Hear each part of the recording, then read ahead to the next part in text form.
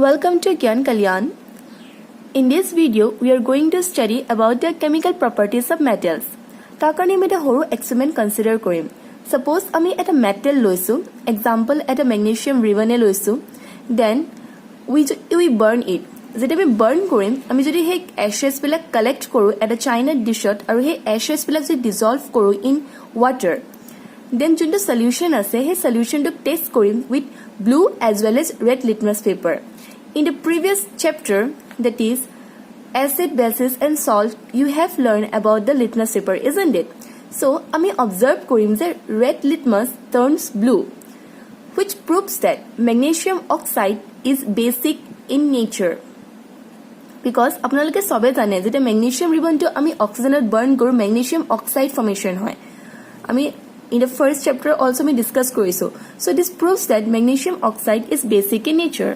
So we can draw a conclusion.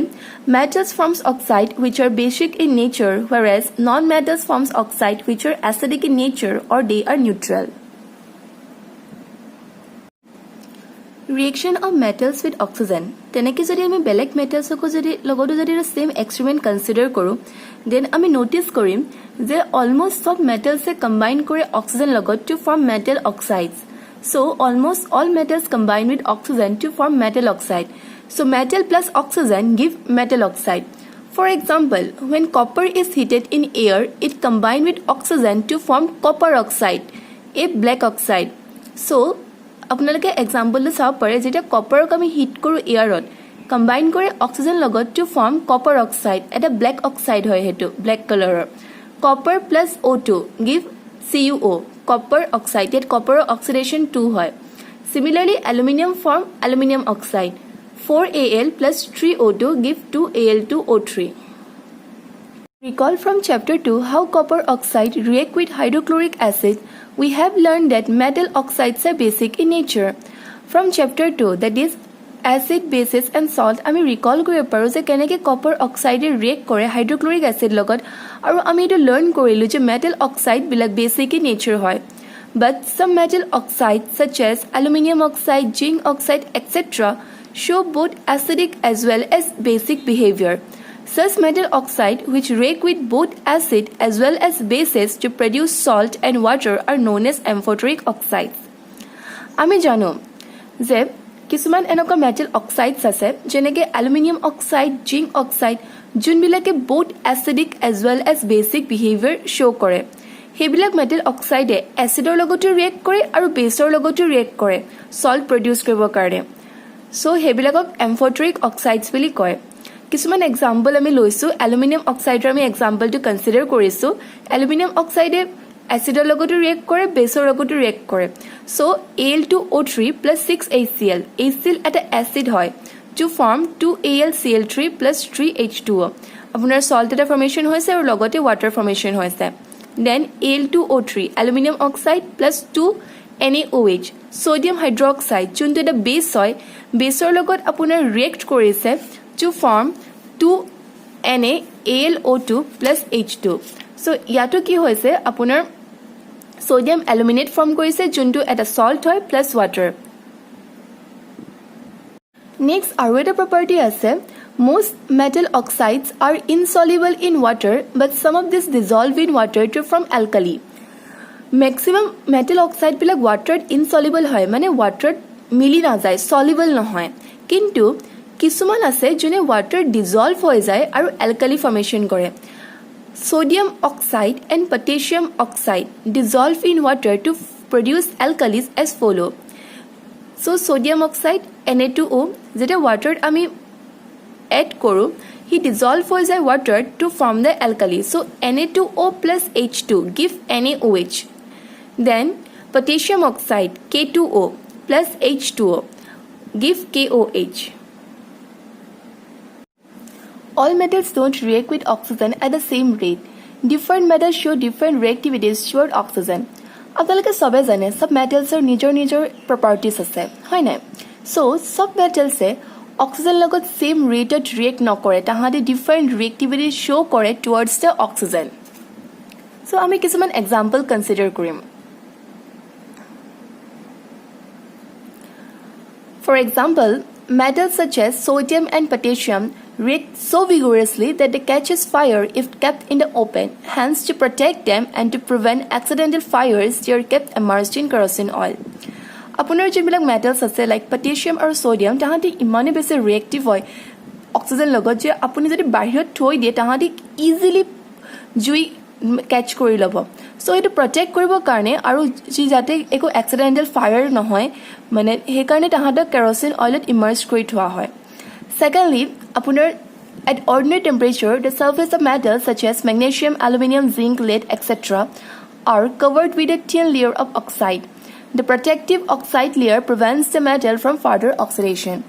আপোনাৰ যোনকেইটা বেলেগ মেটেলছ আছে লাইক মেগনেছিয়াম জিংক লেড আৰু এলুমিনিয়াম তাহাঁতি অৰ্ডিনাৰী ৰুম টেম্পাৰেচাৰত ৰিয়েক্ট কৰে টু ফৰ্ম কৰিবৰ কাৰণে এটা protective layer of oxide on the surface ক'ব গ'লে এইটো ৰিয়েকশ্যন বহুত শ্ল' হয় then the reaction of sodium and potassium the third one is copper copper doesn't burn but the hot metal is coated with a black colored layer of copper oxide. Copper also doesn't burn in air. যিমানো strong heating কৰিলে copper easily burn নহয় কিন্তু যদি আমি বহুত দেৰি কাৰণে তাহাঁতক burn কৰি থাকো for a long time যদি আমি burn কৰো বা heat কৰো এটা layer দি covered হৈ যায় এটা black colored copper oxide layer দি covered হৈ যায়. The next is silver and gold don't react with oxygen even at high temperature লাগিলে যিমানো বেছি হাই টেম্পাৰেচাৰ দি দিওঁ silver gold তাহাঁতি কম্বাইন নকৰে অক্সিজেন লগত so which means that they are not reactive towards oxygen.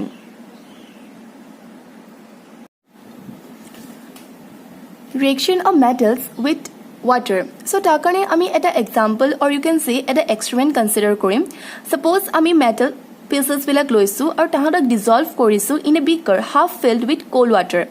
আমি বেলেগ বেলেগ মেটেলছক বেলেগ বেলেগকে আমি বেলেগ বেলেগ বিকাৰত আমি ডিজলভ কৰিম দেন আমি নোটিস কৰিম যে মেটেলটো কেনেকৈ ৰিয়েক্ট কৰিছে উইথ কোল্ড ৱাটাৰ ৱেডাৰ মেটেলটো ফায়াৰ কেচ কৰিছে নে মেটেলটো আপোনাৰ ফ্লোট কৰিছে আৰু যদি কোল্ড ৱাটাৰ লগত ৰিয়েক্ট নকৰে আমি হে মেটেলটোক ট্ৰান্সফাৰ কৰিম to another beaker half filled with hot water and then আমি চাম যে মেটেলটো কেনেকৈ ৰিয়েক্ট কৰে ইন কেছ তাৰ লগতে যদি ৰিয়েক্ট নকৰে will made it metal react with steam. So after doing this experiment, we came to know that metals react with water and produce a metal oxide and hydrogen gas. So metal water logot react kore or produce kore metal oxide or hydrogen gas.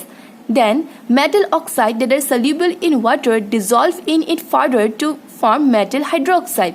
Junbilak metal oxide soluble hoy water tahade dissolve kore to form metal hydroxide. But all metals don't react with water. এটো আপোনালোকে সবে জানে because সব মেটেলছৰ নিজৰ নিজৰ properties আছে. So সব metals water লগত react নকৰে. So in simple you can say like this metal plus water give metal oxide plus hydrogen. Then metal oxide plus water give metal hydroxide. So potassium and sodium react violently with cold water. In case of potassium and sodium, the reaction is so violent and exothermic that the evolved hydrogen immediately catches fire. আমি consider কৰিছো potassium আৰু sodiumৰ এক্সাম্পলটো তাহাঁতি বহুত violently react কৰে with cold water. এই ৰিয়েকশ্যনটো ইমানে বেছি violent আৰু exothermic হয় না যে যোনটো হাইড্ৰজেন ইভলভ হৈছে immediately fire catch কৰি লয়. We can notice this in the chemical equation 2K 2 potassium plus 2H2O water give potassium hydroxide plus H2 plus heat energy because this is an exothermic reaction. In the same way 2 sodium plus 2H2O give 2 NaOH plus H2 plus heat energy. Now আমি second example to consider কৰিছো calciumৰ water লগত react কৰে room temperature form কৰিবৰ কাৰণে calcium hydroxide কিন্তু এই reactionটো less violent হয়. The calcium also react with water to form calcium hydroxide at room temperature but the reaction is less violent. The heat evolved is not sufficient for the hydrogen to catch fire. যোনটো heat evolve হৈছে সেই heat evolve to ইমান sufficient নহয় যে fire catch কৰিবলে. You can see this chemical equation calcium plus 2H2O give calcium hydroxide plus H2. Calcium starts floating because the bubbles of hydrogen gas form stick to the surface of the metal. Calcium যোনটো metal আছে এটা float কৰা start কৰে যেতিয়া water লগত আমি react কৰাওঁ because যোনটো বাবলছ ফৰ্ম হৈছে না হাইড্ৰজেন গেছৰ সেইটো ষ্টিক কৰে মানে লাগি ধৰে to the surface of the মেটেলৰ সাৰফেসত ষ্টিক কৰাৰ কাৰণে ক্যালসিয়ামটো ফ্লোট কৰিব ষ্টাৰ্ট কৰে নেক্সট আমি এক্সাম্পল কনসিডাৰ কৰিম মেগনেছিয়ামৰ Magnesium doesn't react with cold water. It reacts with hot water to form magnesium hydroxide and hydrogen. Magnesium cold water লগত react নকৰে ই react কৰে hot water লগত magnesium hydroxide আৰু hydrogen form কৰিব কাৰণে You can see the chemical equation magnesium plus 2H2O give MgOH whole to magnesium hydroxide plus H2 It also starts floating due to the bubbles of hydrogen gas sticking to its surface Magnesium float কৰা start কৰে because যোনবিলাক bubbles আছে hydrogen গেছৰ ইয়াৰ surface লগত stick কৰে হেকাৰণে next আমি কনসিডাৰ কৰিছো aluminium iron and zinc aluminium iron and zinc don't react either with cold or hot water but they react with steam to form the metal oxide and hydrogen কিছুমান metals আছে like aluminium iron zinc তাহাঁতি cold water বা hot water দুইটা লগতে ৰিয়েক্ট নকৰে তাহাঁতি ষ্টিমৰ লগত ৰিয়েক্ট কৰে মেটেল অক্সাইড আৰু হাইড্ৰজেন ফৰ্ম কৰাৰ কাৰণে আমি এক্সাম্পলটো আমি বা ৰিয়েকশ্যনটো আমি কনসিডাৰ কৰিব পাৰোঁ aluminium plus H2 give aluminium oxide Al2O3 plus H2 তেনেকৈ iron plus H2 give Fe3O4 plus H2 আৰু কিছুমান মেটেলছ আছে like lead copper and silver gold যোনবিলাকে water লগত একদম react নকৰে they are non reactive so metals such as lead copper silver and gold don't react with water at all they are not reactive towards water the next point is reaction of metals with acid তাৰ কাৰণে যদি আমি এটা experiment consider কৰো suppose আপুনি যিকোনো এটা metal লৈছে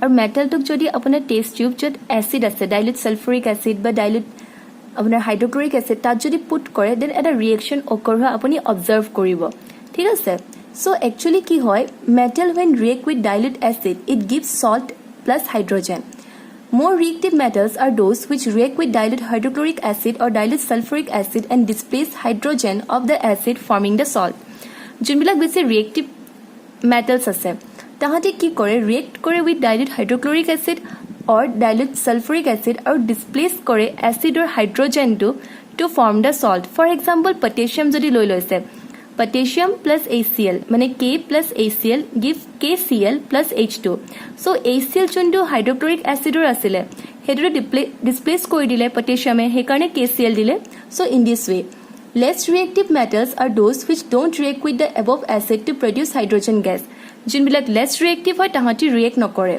Even the more reactive metal don't react with the same vigor. Some react vigorously, some react slowly, whereas some other react only on heating. যোনবিলাক বেছি reactive metal আছে তাহাঁতো same speedত react নকৰে because আপুনি জানে সব মেটেলছৰ প্ৰপাৰ্টিজ বেলেগ হয় কিছুমানে বহুত vigorously react কৰিব কিছুমানে লাহেকে react কৰিব আৰু কিছুমানে তেতিয়া react কৰিব যেতিয়া আপুনি হিট কৰিব Gold and platinum don't react with any pure and strong acid like hydrochloric acid, nitric acid or sulfuric acid. This is why they are called noble metals. Gold or platinum react নকৰে কোনো pure আৰু strong acid like hydrochloric acid Haque, nitric acid Haque or sulfuric acid. সেই কাৰণে তাহাঁতক noble metals বুলি কোৱা হয়. However, these metals can dissolve in a mixture of concentrated hydrochloric acid and concentrated nitric acid taken in the ratio of 3:1 by volume.